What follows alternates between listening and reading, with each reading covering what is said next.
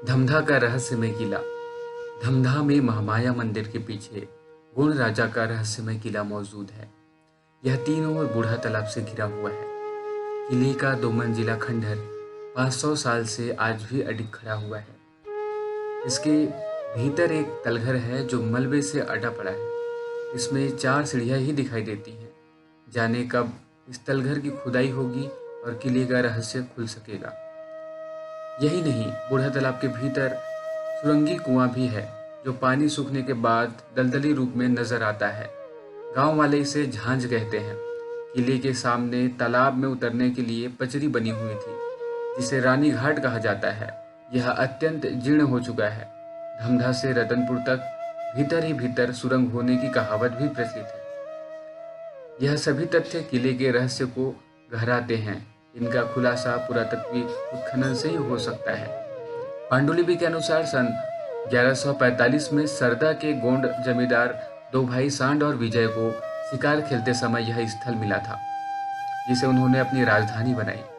तब से 1832 ईस्वी तक गोंड राजाओं का यहाँ पर राज्य था। अधिकांश लोग धमधा को 36 गढ़ों में से एक गढ़ कहते हैं।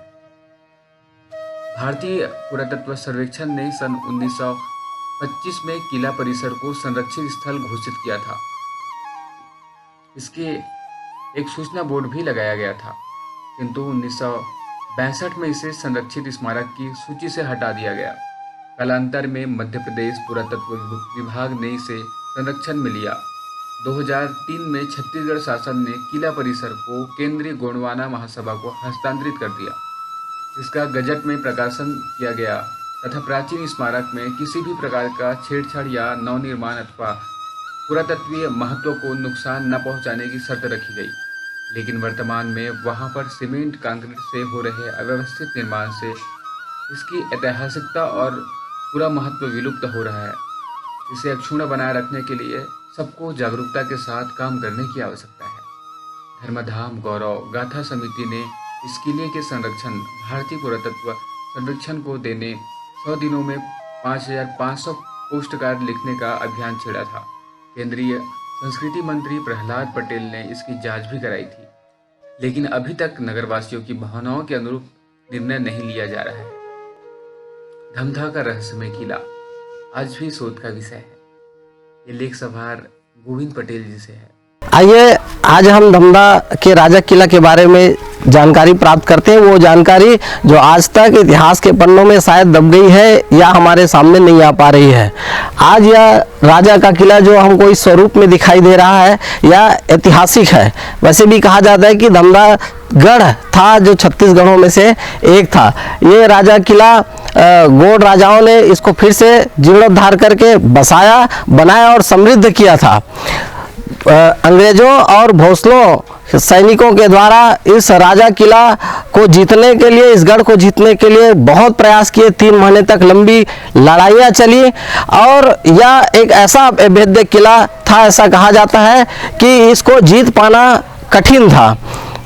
उसके बाद यहाँ के दीवान को अंग्रेजों ने और भोसले शासकों के द्वारा लालच के द्वारा या भय दिखा करके उनको अपने पाले में लिया गया और उनके द्वारा धोखा दिए जाने के कारण यहाँ का जो बड़ा गेट है वो खोला गया, क्योंकि कहा जाता है कि उस गेट के अंदर घुसने में उसको 2 से 3 महीने लग गए थे। बाहर ही उनके अंग्रेज शासन ने यहाँ पर जीत के लिए अपना प्रयास किया था और दीवान के द्वारा धोखा दिए जाने के कारण वो इस किला के अंदर प्रवेश कर गए थे। जैसा हम जानते हैं कि यह एक अभेद्य किला था और इस किला को जीत पाना इतना आसान नहीं था और जिसके कारण से इस दीवान के द्वारा धोखा दिए जाने से अंग्रेज और भोसले सैनिक यहाँ पर जीत पाए, अंदर घुस पाए। उसके पश्चात अंग्रेजों ने यहाँ के जो मूल निवासी गोंड जनजाति के लोग थे उनमें भय पैदा करने के लिए, ताकि अंग्रेजों और भोसले शासकों का राज्य यहाँ पर कायम हो सके, ये भय पैदा करने के लिए उनको तोप से उड़ाया गया था और जिसके कारण से वो बाद में लंबे समय तक इस क्षेत्र पर, इस गढ़ पर राज्य करने में वो लोग उनका काम आया है। इस किला के चारों ओर जल तालाब के द्वारा ऐसा घेरा बनाया गया था जो अभेद्य था। यहाँ मगर बड़ी मात्रा में पाए जाते थे, जिसके कारण से दूसरे अनजान सैनिकों का भी यहाँ आना और इसको जीतना आसान नहीं था। और यहाँ पर सामने में रानी घाट है, जस्ट इस किला के सामने।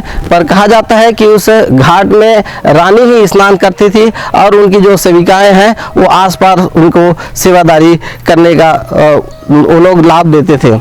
यहाँ पर यह किला एक ऐतिहासिक है, इसको फिर से जीवंत करने की आवश्यकता है। फिर से यह वैभव, यह समृद्धि एक बार फिर से लोकमानस में और छत्तीसगढ़ इतिहास में फिर से उभर पाएगा, ऐसी उम्मीद हम करते हैं। द लोक मीडिया के माध्यम से ये स्टोरी आप देख पा रहे हैं और हमारे साथी भाई विकास राजपूत जी, अशोक देवांगी जी, सामर्थ्य ताम्रकार जी, गोविंद पटेल जी और हमारे सब साथी आपका हम यहाँ पर अभिनंदन करेंगे, स्वागत करेंगे।